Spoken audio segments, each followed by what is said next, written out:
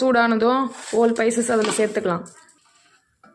வெங்காயம் போட்டுக்கலாம் ஃப்ரெண்ட்ஸ். அது போட்டு நல்லா பொன்னிறமாக வர வரைக்கும் வதக்கலாம் ஃப்ரெண்ட்ஸ். பாருங்கள் ஃப்ரெண்ட்ஸ், சிக்கன் வந்து நல்லா மசாலாலாம் போட்டு ஊறிங்குது ஃப்ரெண்ட்ஸ். ரைஸும் 1 கிலோ ரைஸ் பாஸ்மதி ரைஸ் வந்து ஊறிங்குது ஃப்ரெண்ட்ஸ். தம் பிரியாணி தான் ஃப்ரெண்ட்ஸ் செய்ய போகிறோம். உங்களுக்கு தேவைன்னா குக்கர்லேயும் செஞ்சுக்கலாம். பாருங்கள் ஃப்ரெண்ட்ஸ், இன்னும் நல்லா விதக்கணுமா, இன்னும் விதங்கினே இருங்க. இந்த அளவு நல்லா விதங்கணும். தக்காளி சேர்த்துக்கலாம்பா.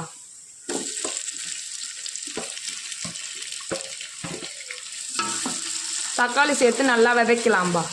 எந்த அளவுக்கு வெங்காயம் தக்காளிலாம் நல்லா விதங்குதோ அந்த அளவுக்கு நல்லா டேஸ்ட் வரும் பிரியாணி. வெங்காயம் தக்காளியும் நல்லா விதங்கிட்ட பிறகு பச்சை மிளகா 4 போட்டு இஞ்சி பூண்டு போஸ்ட்டு பச்சை மிளகா வெங்காயம் தக்காளி இஞ்சி பூண்டு எல்லாத்தையும் போட்டு நல்லா விதைக்கிட்டு உடனே கறி போட்டு விதைக்கலாம் ஃப்ரெண்ட்ஸ். அதுக்கு இடையில கொத்தமல்லியும் புதினாவும் போட்டு நல்லா விதைக்கலாம். இப்போ கறி போட்டுடுறாங்க ஃப்ரெண்ட்ஸ். பாருங்கள் ஃப்ரெண்ட்ஸ், நல்லா ஊறிட்டு இருக்குது ஃப்ரெண்ட்ஸ். மசாலாலாம் போட்டு ஊற வச்சாதான் ஃப்ரெண்ட்ஸ் நல்லா சாஃப்டாக இருக்கும் ஃப்ரெண்ட்ஸ். அதனால தான் ஃப்ரெண்ட்ஸ் போட்டு எல்லாத்தையும் ஊற வைக்கிறோம். சிக்கன் 1 கிலோ போட்டு நல்லா விதைக்கலாம். பார்க்கறதுக்கே எவ்வளோ கலர்ஃபுல்லாக இருக்குது பாருங்கள். கறி நல்லா வதங்கிட்டோடனே கரம் மசாலா 1 ஸ்பூனு, தனி மிளகாத்தூள் 1 ஸ்பூனு, பிரியாணி மசாலா வந்து 2 ஸ்பூன் போட்டு அதை சேர்த்துக்கலாம் ஃப்ரெண்ட்ஸ். இப்போ ஸ்பைசஸோட ராஸ்மல் போகிற வரைக்கும் நல்லா வதக்கலாம் ஃப்ரெண்ட்ஸ்.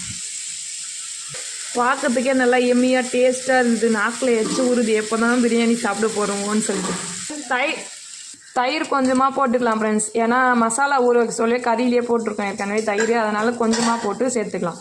இந்த டம்ளரில் 4 டம்ளர் அரிசி போட்டிருக்கோம் ஃப்ரெண்ட்ஸ். 1 டம்ளருக்கு 1.5 டம்ளர்னு சேர்த்துக்கலாம்.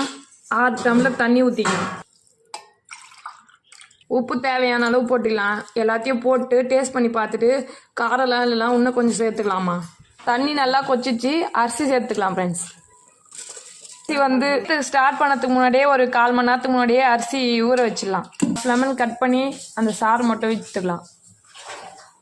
நல்லா கலரிட்டு டம் போட்டால் சுவையான பிரியாணி தயார். பாருங்கள் ஃப்ரெண்ட்ஸ், தண்ணியும் அந்த அரிசியும் ஒரே லெவலாக ஆகிட்ட பிறகு தம் பண்ணணும். 20 நிமிஷம் அகலமான பாத்திரத்தில் வெந்நீர் காய வச்சு 20 நிமிஷம் போட்டால் பிரியாணி தயார் ஃப்ரெண்ட்ஸ். தம் போட்ட பிறகு எப்படி இருக்குன்னு பார்க்கலாம் வாங்க ஃப்ரெண்ட்ஸ். எப்படி இருக்குது பாருங்கள் பிரியாணி. 20 நிமிஷம் தம் போட்டு பார்த்தாச்சு. நல்லா உதிரியாக நல்லா வெந்திருக்குங்க. எதுவும் ஒட்டலாம் இல்லைங்க, அடி கூட பிடிக்கலங்க. பாருங்கள், நல்லா இருக்குங்க பிரியாணி.